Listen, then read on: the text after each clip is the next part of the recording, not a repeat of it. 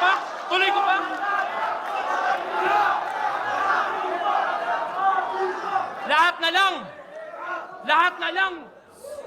Lahat na lang tinuri kang Bisayang katulong.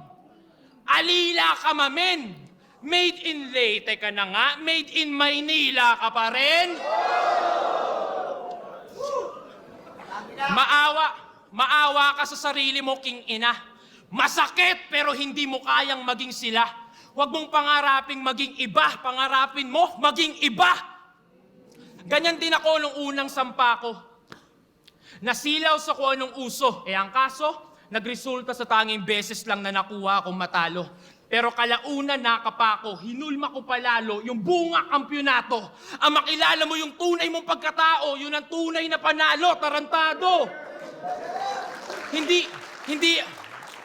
Hindi ako yung kalaban mo dito kay Ram, kundi ang sarili mo, gago. Swerte mo pa nga, natapat ka sa tinuturi kang kabaro. Mga nasulat kong mas masakit pa, alam ni Nikki. Pero hindi ko tinangkao sa kamay ng DDS si kay malinis nila baro.